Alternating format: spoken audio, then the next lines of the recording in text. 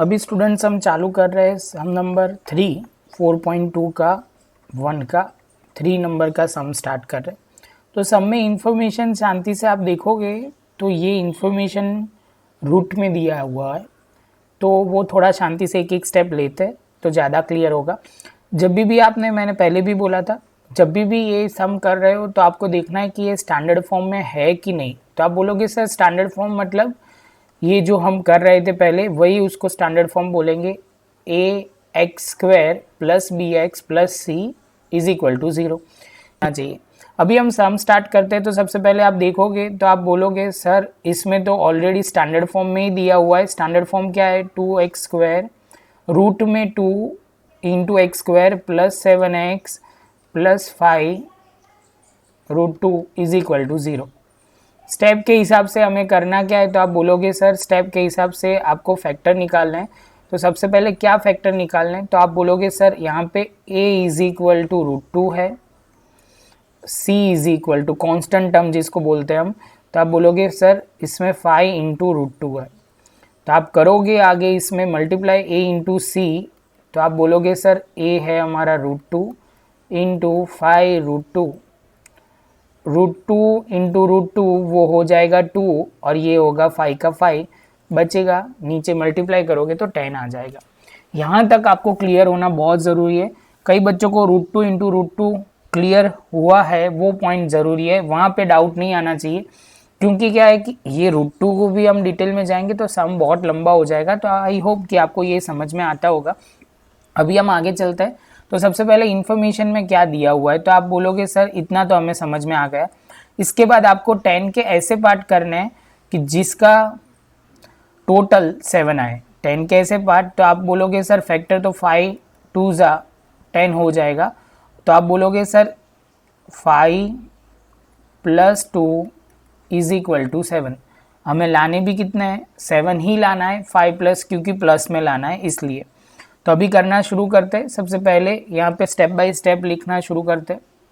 तो आप बोलोगे सर लिखो root 2 X square plus 5x plus 2x plus 5 into root 2 is equal to 0। जैसे ये स्टेप होता है उसके बाद वाले स्टेप में हमें क्या करना है? ये दोनों में से कॉमन और ये दोनों में से कॉमन निकालना है। तो आप बोलोगे सर यहाँ से कॉमन निकलेगा x और ब्रैकेट में रहेगा रूट 2 प्लस एक्स प्लस 5। ये हमारा पहला स्टेप हो जाएगा।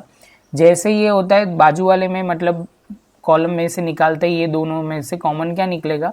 तो आप शांति से देखोगे तो इसमें कुछ भी कॉमन निकल रहा है कि नहीं निकल रहा है, पहली नज़र में नहीं दिखेगा। दूसरी नज़र शांति से देखोगे तो कुछ कॉमन निकलता हुआ दिखेगा। कैसे? तो देखते हैं।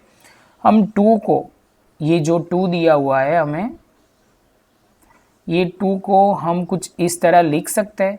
तो आप बोलोगे सर क्या लिखना है? तो आप बोलोगे सर रूट 2 को हम ऐसे लिख सकते हैं, ये 2 को रूट 2 इंटू रूट 2।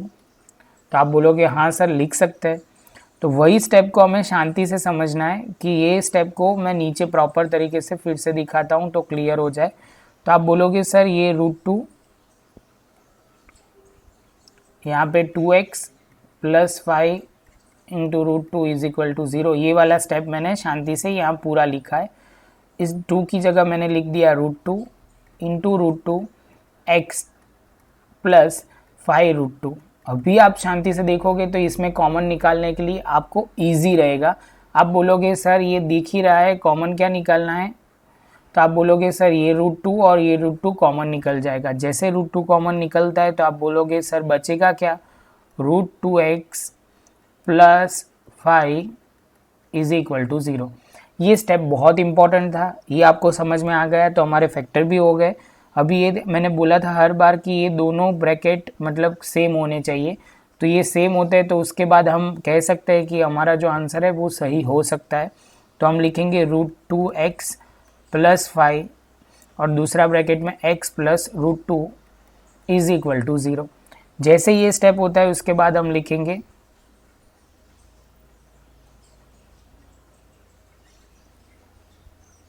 तो आप बोलोगे sir root 2x plus 5 is equal to 0 और x plus root 2 is equal to 0। तो सबसे पहले लिखेंगे √2x is equal to -5, x is equal to 5/√2। दूसरी बाजू ये इसमें लिखेंगे x इज इक्वल टू -√2। तो हमारे पास दो आंसर जो चाहिए थे वो हमें मिल गए। दो आंसर मतलब दो फैक्टर या दो रूट्स बोल सकते हैं कि क्वाड्रेटिक इक्वेशन के दो रूट्स मिल गए हमें। तो हमारी ये फैक्टराइजेशन मेथड से ये सम खत्म हुआ। अभी हम स्टार्ट करेंगे सम नंबर 4 को। अभी सम नंबर 4 हम स्टार्ट करते हैं। सम नंबर 4 में आप जो इन्फॉर्मेशन है वो शांति से आप देखोगे तो स्टैंडर्ड फॉर्म में तो है। स्टैंडर्ड फॉर्म मतलब ax² plus bx plus c is equal to 0 के फॉर्म में तो है, लेकिन c है वो 1/8 के फॉर्म में। तो 1/8 के फॉर्म में तो हमें फैक्टर निकालने में थोड़ी प्रॉब्लम आएगी, इसलिए हमें वो प्रॉपर एलसीएम ले लेते हैं। तो एलसीएम लेते ही हमारा आ जाएगा, पहले तो 8 यहाँ पे लिख दिया। तो यहाँ कितने से मल्टीप्लाई करेंगे, नीचे 1 है तो आप बोलोगे सर कितने से, 8 से ही मल्टीप्लाई होगा। तो हो जाएगा 8 × 2 16x², यहाँ पे -8 प्लस 1 इज इक्वल टू 0।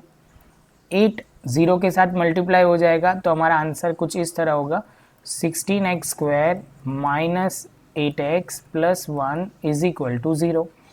तो अभी का स्टेप हमें ध्यान में रखना है। तो आप बोलोगे सर आपको मल्टीप्लाई में a है 16 और c कोएफिशिएंट है, तो कांस्टेंट टर्म है हमारा 1। तो आप बोलोगे a × c, सर आपको लाना है 16 × 1, 16 लाना है। उसके ऐसे फैक्टर निकालना है कि जिसका प्लस माइनस करके हमारा कितना है 8 आए। तो अभी हम कर सकते हैं। आप बोलोगे सर फैक्टर निकालना शुरू करते हैं। 16 के हम फैक्टर निकालते हैं तो पहले आएगा 2, यहाँ पे 8, 2, 4, 2, 2, 1। आप शांति से निकालोगे तो ये 2 और 2 दोनों के बंच बना देंगे तो हो जाएगा 4 × 4 16 भी हो जाएगा और 4 + 4 8 भी हो जाएगा, लेकिन हमें माइनस में बोला गया है तो हम लिखेंगे -4 इज इक्वल टू -8। तो अभी हम आगे जा सकते हैं। तो आप लिखोगे 16x² -4x plus 1 is equal to 0। अभी का स्टेप है ये दोनों में से कॉमन निकालना, ये दोनों में से कॉमन निकालना। तो आप बोलोगे सर 4x कॉमन निकलेगा तो यहाँ बचेगा क्या, x -1, यहाँ से कॉमन निकलेगा तो यहाँ पे भी बचेगा 4, वो लिखना है, यहाँ बचेगा 4x। सेम वे यहाँ से कॉमन कुछ भी निकल नहीं रहा, इसलिए हमें लिखना पड़ेगा -1। जैसे -1 लिखते हैं तो ध्यान रखना है कि यहाँ का अंदर का जो साइन है वो चेंज हो जाएगा। -1 कॉमन निकालते हैं तो अंदर की साइन चेंज होगी। यहाँ बच्चों की बहुत गलतियाँ होती है, वो ध्यान रखनी है हमें। और इसके बाद आप देखोगे तो ये दोनों स्टेप में ये ब्रैकेट सेम हो गए। ब्रैकेट सेम हो गए तो 4x -1 और 4x दूसरे ब्रैकेट में लिखेंगे 4x -1 is equal to 0। 4x -1 is equal to 0 और दूसरे ब्रैकेट में 4x -1 इज इक्वल टू 0। तो 4x is equal to 1, x is equal to 1/4। Same way x is equal to 1/4, दोनों का ब्रैकेट सेम ही है, इसलिए आंसर भी कैसा आया, रूट का सेम आया है 1/4 1/4 1/4 हमारा ये क्वाड्रेटिक इक्वेशन का फाइनल आंसर होगा।